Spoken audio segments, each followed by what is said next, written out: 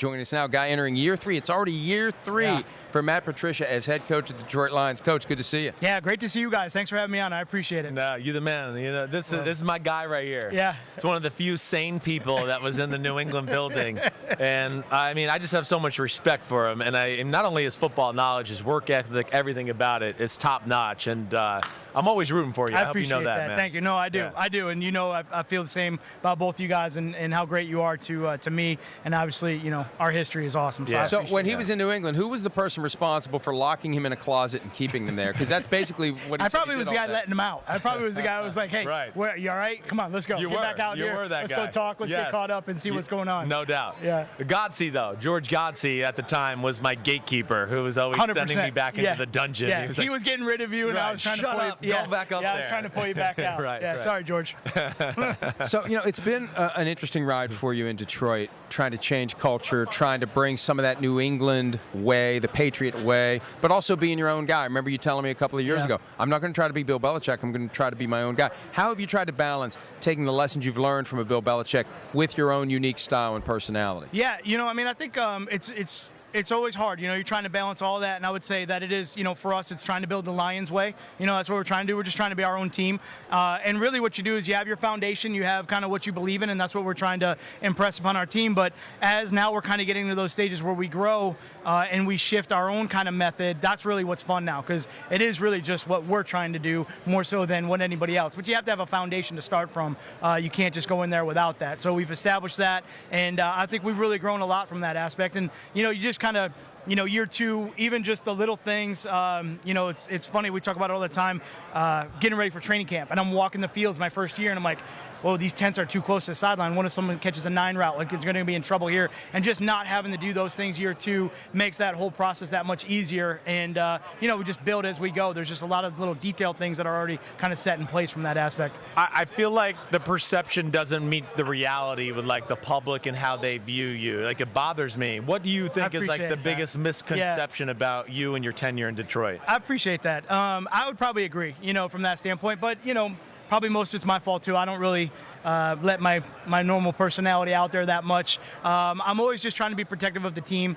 I'm also very conscious of my kids. You know, I'm real protective of my family. And so for me, I know that, you know, my boys in school, they have to deal with a lot. My wife, she has to deal with a lot. So sometimes in those situations, I'm just trying to, you know, protect my family, protect our team. And I don't really get to have those unfiltered moments or those kind of cut-up moments where everybody sees that. So that's probably the biggest. Yeah, that's tough. That seems to be one very clear similarity to Bill Belichick, because I've always perceived that guy that his flat line and you never see any of his personality. It's all about protecting the team, protecting something other than himself, and not allowing himself to be viewed as somebody who is funnier and looser and not that robot that we see behind the podium. I mean, honestly, he's like my best friend. He's one of the greatest guys in the entire world. So I understand that, but I get to see all that other side. But it is similar where, you know, when you're in this position, you just understand. I'd rather have the shots coming at me. I'll take it. It doesn't really matter, you know, as long as our players are protected, our team's protected, you know, my family's protected. It doesn't matter for me. I just, you know, I want to do what's best for those guys. You have played Mahomes, the Chiefs. Really, you guys, I'm not trying to be a jerk. You blew the game. Yeah, you had them this year. I mean, you had them. Appreciate that. All right. That was great. Yeah, but, thanks. It's nice how he gives you the little it was a soft landing. It was 100% like, hey, that was a really good game. You really stunk it up there. I appreciate that. Thanks. You know, don't worry about that. Don't worry about that touchdown return for 100 yards. Right, don't bring up all those memories where we dropped Kelsey on the, you know, got to have it play, or let, you know, Mahomes scramble at the end to win the game. It's good. I got it. I'm good. No problem. Sorry. All right. Good. I went below the belt, so now we can get through that. But like, what is it? What you had some success slowing them down. What is it like defending him in that offense? Well, you know, I mean, obviously it starts with Andy Reid. You know, I've been going against him for a long time. I have a tremendous amount of respect for him. He's a great coach. He's a great guy. He's a great person, great coach, great leader. So it starts there. He's really probably one of the guys, especially early in the season, you know, when you have to play an Andy Reid team that you're like, oh, don't play them early, because they are so more advanced than anybody else in the early part of the season. They roll with their early. offense. Yeah, it's rolling. Right. And, you know, when you're a defensive coach and you're trying to build defense through the course course of the year, you're sitting there going in September, October, going, I'm not going to have enough for this. Like this is going to be an issue. Right. Or a season opener, like you had to deal with them a few years ago in New England. And he's firing at 1,000, cylinders, Yeah. and you're like, hey, we got like 3 defenses in right now. I hope we can kind of build on that a little bit. But Right. I think it starts with him. Mahomes is phenomenal. I think they have great players. I think obviously the defense is playing complementary football now. Their team is much different now than it was when we played them. Yeah, you know, right. like every great team at the end of the season, they evolve, they change, they adapt, they get better. So early in the year, thought we had a good plan. We did a couple really good things against them, I thought. Played them hard, played them tough. I was proud of our guys. Wish we could have finished it better. But, you go to Andy, you go to the quarterback. That's where it's got to start when you're looking at this team. And so if you were getting ready to play them now, given where they are right now and given what you've seen from them, what would be the message to the team, to the coaching staff? What would be the goal to try to outscore the Kansas City Chiefs? Yeah. Well, I think at this time of the year, it's really the same. It's going to be all playoff football and championship football. It's going to start with the run game, stopping the run, running the ball, covering kicks. But I think that's really hard for people to understand when you think about Kansas City because how explosive they are vertically down the field. But if you allow that quarterback to run, if you allow him to take over with his feet, you're going to have a lot of problems. So it might be controlling the run, but through the passing game and the pass rush and making sure that you take care of that from that standpoint. One of the things I think that's, Mahomes has done such a good job of is with their skill players when they're at full strength, with Hill, with Kelsey, you have to play them. You have to play them in certain ways. So coverage-wise, they're not seeing as many coverages as maybe you go into a different game with. So it's pretty easy for him to recognize. And some of those deals where, hey, everyone's got their back turned, you're in major help in the deep part of the field. That rush gets out of lane just a little bit, he's gone. And that's the part that can frustrate a defense the most. So you have to be very, very disciplined up front. If it's a third down situation and, you let your D-line rush past the quarterback against this guy, it's just you should know that ahead of time and you're going to be in a lot of trouble. Well, when you say that, like, there's coverages you can and can't play, and you almost got to, like, simplify it. Like, well, why? Like, what is it? What it is about their skill set and everything there? I think it's just how explosive they are. And you know how fast and how much, how many points they can score. Yeah. So you want to make sure you're in a situation where, if you're going to take your chances and you're going to pick your spots where you want to be aggressive and get after them a little bit more. But I think you know how dynamic it is. If you miss up, one play, one assignment, it's a touchdown. Right. It's not a big play. Right. They're gone. They're gone. They're gone. And that's the hardest part for it. Is there anybody comparable to, like, defending Mahomes through your years in New England, anything like that? Is it Rodgers-esque? I mean, that's the guy I kind of fall on, but is it that, or is it totally different? It's a great question. I think there's guys that are similar from that aspect. Yeah. Aaron Rodgers is great with that. Obviously, different but similar would be just those guys that can threaten you, with their feet at any time and take off and go.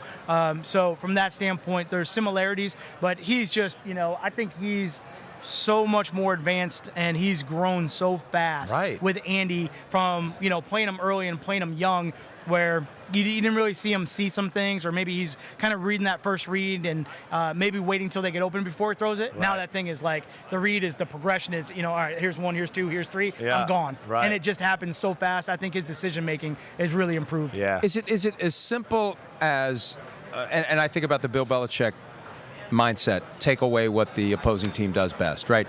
Is it simple enough to just say drop everybody back and force them to be slow and methodical and patient and take what's available underneath and take away that 50-yard touchdown that could be the backbreaker? Yeah, I mean, I think part of that, you can mix that in, but I don't think this is not an offense where, call it the bend but don't break. I think at some point you break, so there's going to be those opportunities where you have to take those chances and you have to be aggressive with them, and there's definitely situations when you play an offense like this where they can score, you're trying to gain an extra possession. So there's going to be something else in the game, whether it's a special teams play, an extra offensive play for your offense, something where you're trying to gain just one less time that he has the ball. You got to prepare for Shanahan in a Super Bowl. Yep. Tell us, like, what is it like? What are you worried about when you got to play Kyle? Kyle, he does an unbelievable job. He's one of those guys that I really admire from a coordinator standpoint and a game plan standpoint. Yeah. Obviously as a head coach, but I mean, I'm talking about specifically game plans. So when we look at other opponents or we're looking at things and I'm trying to figure out, different plays or schemes that have worked offensively, I'm going to watch his offense. I'm going to look at how he attacked the opponents, because I think he does an outstanding job of finding the weaknesses, exploiting them, putting his players in great position to make great decisions, good plays, and just managing the game. He does such a good job with Jimmy, who's obviously great, knowing him as close as we do, just putting him in those positions where he can have success. And I think that's what Kyle's doing a great job. He's really putting his team, he's playing that complementary football where his team is just in position to have success. Yeah. Let's talk Lions for a minute. Martha Firestone Ford came out near the end of the season, at a time when there was a lot of speculation about what she's going to do and is she going to make changes. She made it clear she's going to stay the course, but her message also seemed to be, hey, next year's a big year. We expect a winner in 2020. I mean, how do you balance appreciating the support, but also it's kind of clear that the expectations are high going into next season? Sure. Well, I think let's split it up into two different categories. I meet with Mrs. Ford and her family and the organization all the time. We have open conversation every week. We're in, great discussion about the organization, what we're trying to do, and what we're trying to build. From that aspect of it, it's certainly an organization where we're trying to improve every aspect of what we do, and certainly, we're trying to get there. Obviously, our record was not good, and your record is what it is, and that's what you are. But I do feel that the growth part of what we were trying to do was there, and I think she recognizes that too, which is great, and I appreciate that. I think it's so hard nowadays. Everyone wants instant information, instant success, and quite frankly, things that are meant to be great take a while, and you have to allow some of that to develop and grow. And I feel we have good players, we have good guys. They're great in the community. They're doing things that are important, and I think that's all recognizable. So that's kind of one side of it. I think the other side of it, the expectations, that never changes. Everybody's always got to win. There's only one team happy at the end of the year. I'm not even happy to be in, Miami unless I was playing. It's a mindset change. It's different than probably a lot of people think, but, as far as I'm concerned, it's one team. Everybody else is the same. And right now for me, I approach every season the same. Every game I expect to win. I expect us to go out there and play hard, compete, and, we'll just go from there. So I don't really worry about that part of it. Well, we got to make it known here, too. I mean, hey, listen, I know the year didn't end up the way you wanted to, but when you lose your best player on your team, arguably, Matthew Stafford, I will sit here and go, the year was going to be different. Yeah. I mean, he's a difference maker. And then you got screwed over in Green Bay by some bad calls. I mean, those are some of the worst calls of the year. They affect your life to where now, the owner's making decisions. But, talk about Matt Stafford and what he brings to the team when he is out there healthy. I appreciate that, and that's why I love you doing your job, because you say those things that I could say the things that you that are so good to say. Because my message is going to be the same. I don't really care who's playing. We're going to find a way to win, be competitive. But I'll say this about Matthew Stafford: unbelievable guy. He's amazing. Really going back to last spring. And, putting a new offense in, hiring a new offensive coordinator, trying to develop and grow him as a player, and all the things that he had going on. Man, he's the same guy every day. He's tough. He's smart. He's the most amazing thing I'll shoot him a text and be like, hey, what do you think about this guy? I could be talking, I'm telling you, it could be a Pop Warner kid in Dearborn, B team, and he would know him. He's just a football junkie, and I love it. I love getting in those meetings with him and talking about defense and what I see and what he sees. And he's just tough. He's competitive, and he's just an outstanding leader.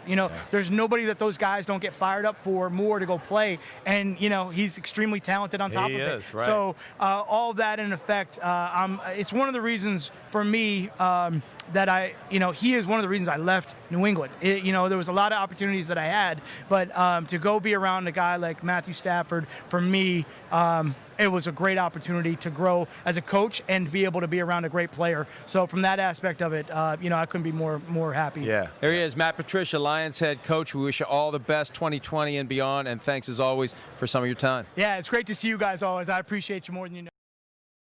Hi, I'm Mike Tirico, and thanks for watching. Make sure to hit subscribe for the latest news and highlights from NBC Sports.